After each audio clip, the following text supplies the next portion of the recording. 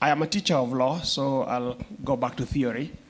It is not something that interests media in Kenya. Now, I want to ask three questions. And I want to try and answer the three of them. One of them is, what are the political sources of Kenya's debt problems? And number two, what are the constitutional sources? And number three, what is wrong with Kenya's budget institutions, and how do they contribute to Kenya's debt problem? Let's begin with the first question. What are the political sources? My argument is that it is time we started to situate this debt question in the political economy of Kenya. Kenya and Ethiopia are the only countries, they are the only two countries in the top 10 African economies that are non-mineral economies. In fact, Kenya is Africa's largest non-mineral economy. Now, I want to distinguish the politics of mineral economies from the politics of non-mineral economies. Mineral economies are called rentier economies. They live off mineral rents. Economies that are not based on minerals are called merchant economies. They live off taxes. Now, the thing you need to know is the relationship between policy and regime financiers. Who finances a regime for elections, and who votes for the regime, and how that influences the policy that the regime pursues. Kibaki was financed by people in the financial sector, banking, insurance, and he was voted for by a coalition of peasant farmers in Kenya, tea, sugarcane, coffee growers. Those are the people who voted for him. So Kibaki needed to reward both. So when he became president, he borrowed abroad, paid off the domestic debt, banks were awash with cash, and banks started lending to farmers. So the economy grew, because the people who funded Kibaki needed the economy to grow to make money. The only way Kibaki coalition, the coalitional formation in the Kibaki presidency, the only way they could make money is if the economy grew. Fast forward, Uhuru takes over. He doesn't have the same connections in the financial, although they are big investors in that sector, but he himself as a person doesn't have the same presence that Kibaki has in this sector. So he relies a little bit on the Kibaki financiers and mobilizes Kibaki's voters. But he gets it into his head that he can outperform Kibaki. But remember that Kibaki's growth was steady, revenue-driven, modest revenue growth. In fact, the first 3 years of the Kibaki presidency were about sealing tax loopholes. It wasn't actually additional collection. Additional collections are coming towards the end of his term. So Uhuru decides that he is going to outdo Kibaki, but he doesn't have the revenues to sustain outdoing Kibaki, so he borrows. Once he borrows, he goes into infrastructure spending, and the immediate beneficiaries of infrastructure spending are contractors. So in his second term, he's funded almost exclusively by contractors. What is the profile of a contractor? The profile of a contractor is a guy who wants the government to have projects, and he doesn't care whether the project is funded by debt or by taxes. So there isn't a real commitment in a contractor for the economy to grow. The economy, he just needs projects. So Uhuru's binge borrowing has to be understood as a response to his financiers. And it's the reason why Uhuru's dramatic response to his financiers in a context of an ongoing economy completely alienated the people who had voted for him in 2013. He was so incredibly unpopular towards the end of his term, he couldn't influence anybody in Mount Kenya. So this is the structure of the economy that William Ruto inherits. So he inherits an economy that has been borrowing. He mobilizes the anger of the people who are anti-Uhuru, so they vote for him. Reckless promises about his ability to deliver services. He inherits an economy that has no tax revenues. In fact, whose tax revenues have been on a steady decline year on year. If you look at the pattern of tax yield, there is a secular decline in taxes from around 2017. And even when you get improvements, they are marginal. Economy, it has no sources of growth. The only growth he can do is exactly what Uhuru did, which is to borrow more. But the headroom for borrowing is shrinking. So what does he do? And remember, he too was financed by contractors, because contractors thought they were going to get into the same gravy train of projects. So he finds himself to borrow cheaply. He turns to these new contracting frameworks. So government to government, oil deal, edible oils. What is he doing with these things? He's thinking, if I can get a mass market product that I can sell to many people, it can earn a lot of profit for me. And if it is in a cornered market like edible oils, we'll be fine.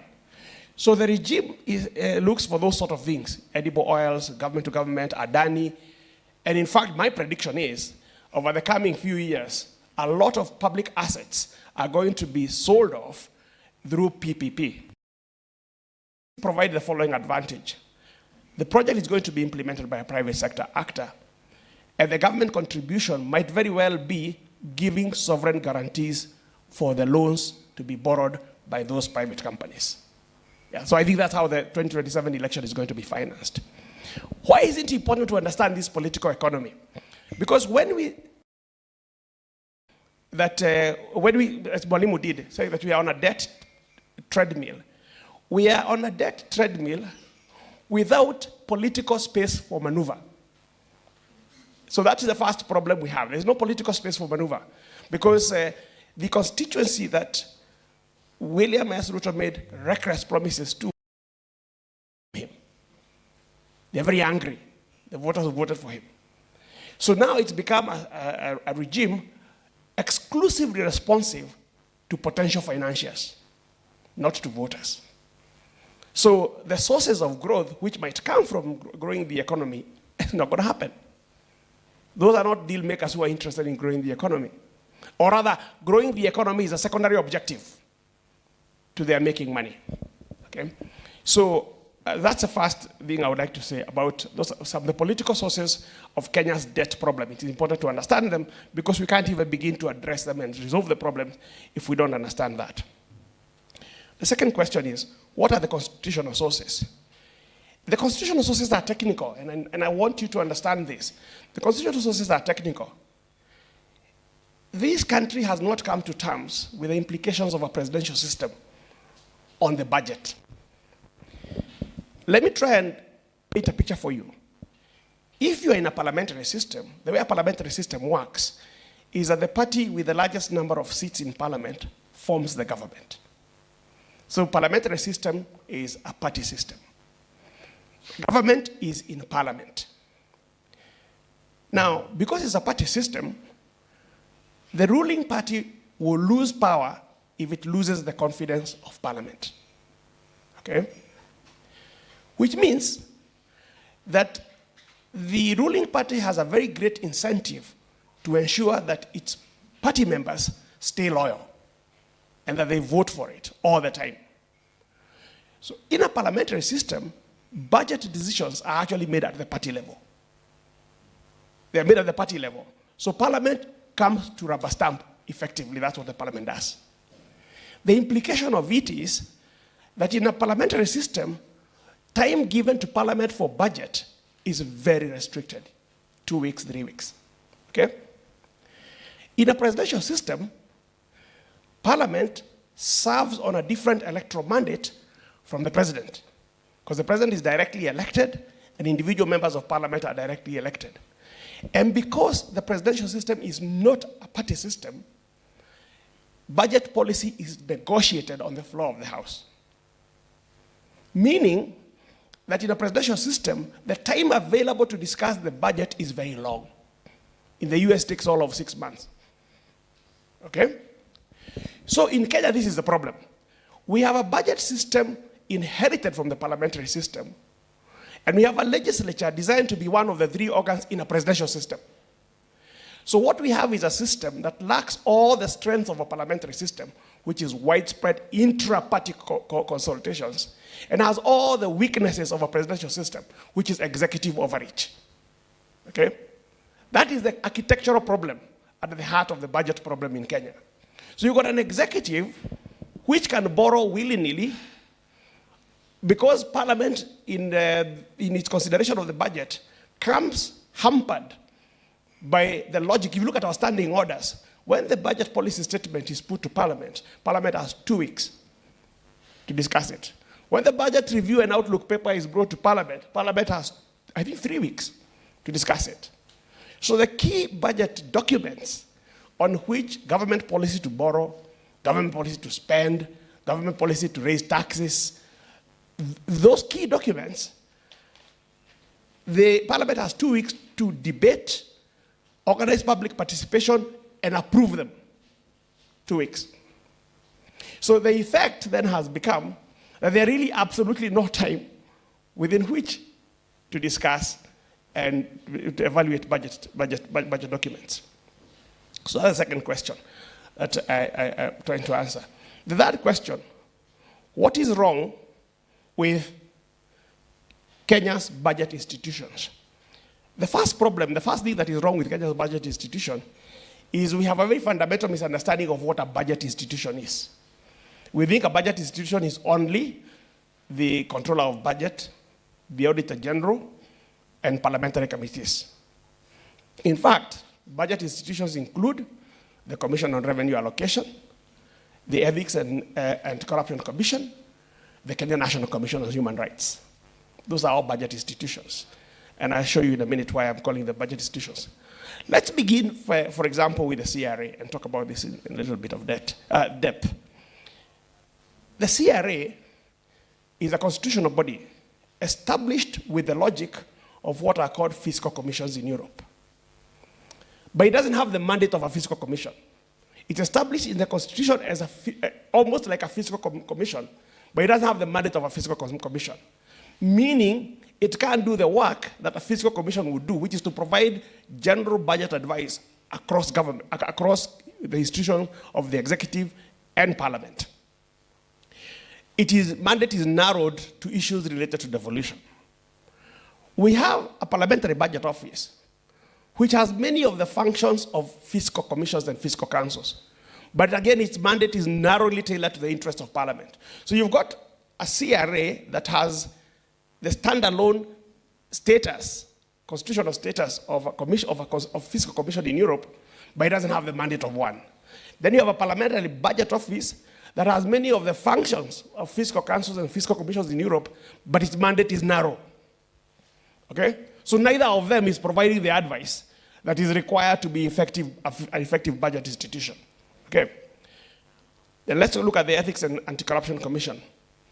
The Ethics and Anti-Corruption Commission reports to Parliament. Parliament has not understood that the reason why it reports is that when Parliament is reviewing spending by ministries, one of the things it ought to be considering is if the Auditor General has said that the Ministry of Labor has lost so much money, and the Ethics and Anti-Corruption Commission has said X and Y have stolen. The idea is supposed to be that you make a combination of those two reports and take an oversight action. So, but the Parliament doesn't understand it that way. It doesn't understand that these guys are not reporting to you. This is not a case of throwing confetti at a wedding. The more the merrier. It is not supposed to be working that way. This is supposed to be, these guys are reporting to you so you can act. Kenya National Commission on Human Rights. All those things you see in the Constitution about equity, inclusion, Article 43, right to health, right to education, whatever, these are budget obligations on the part of the government. So when the Kenya National Commission on Human Rights is reporting to Parliament, one of the things that when the Parliament is looking at the Controller of Budget's report, where the Controller of Budget is saying the county of Kisii is only spending 3% of its health budget. When they do that, Parliament is supposed to be saying, and we can see from the report of the Kenya National Commission on Human Rights on Article 43, that in the last 3 years, Kisii has retrogressed in the provision of a right to health.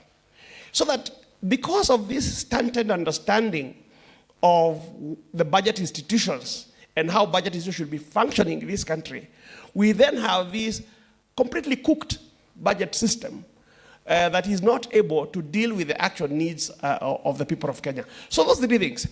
The political economy explains why we are on the treadmill. The constitutional question tells us why parliament is ineffective. The budget institution tells us why budget policy is not on track. So if you were to summarize this, I would summarize it this way. I would say the failures of the Kenyan public debt system. One, we have ended up with unaccountable loans, both domestic and external. And they are unaccountable in a very perverse way. You see, the government always brings debt ceilings to Parliament for approval, and then treats the approval of debt ceiling as an approval of a loan. In other words, the government treats the approval of a capacity as parliamentary commitment to borrow. Okay, because enhancing the borrowing power merely creates capacity to borrow. It does not authorize the actual borrowing. Okay? Now, there is a problem, because debt ceilings may be approved. If you remember that debt in Kenya is a direct charge on the consolidated fund, then this is what you end up with. You end up with a ceiling that was approved, a borrowing that was made on the basis of the approved ceiling, but not on basis of authorization. Then that debt is a fast charge of the consolidated fund, which means that Parliament never has an opportunity, which they would have if this money was being appropriated, to discuss that debt. So the debt was never discussed at approval because a capacity was what was approved. It is not discussed at appropriation because debt is a direct charge on the consolidated fund. Okay? That's number one. Number two, when you borrow for current consumption, as the government has been doing, not only do you violate the Constitution's prudential requirements, but also you violate the Constitution's commitment to intergenerational equity. Because the point is this: debt is deferred taxation. Debt is not paid from current revenues. Debt is paid from future revenues. So if you take it that not taxation without representation, you are taxing people who are not represented. The future isn't represented. You are taxing people who are not represented and conferring no benefits on them. Yeah? Because the only justification for borrowing is you borrow, build a school, the future will inherit a school which gives them services and some debt which they can pay. So you burden them, but you also give them benefit. But if you are borrowing for consumption, you are giving them no benefit, except environmental destruction, because the more you consume, the more impact you have on the environment. Number three, again, now summarizing the debt problems, the structure debt problem for Kenya, the government disclosures to Parliament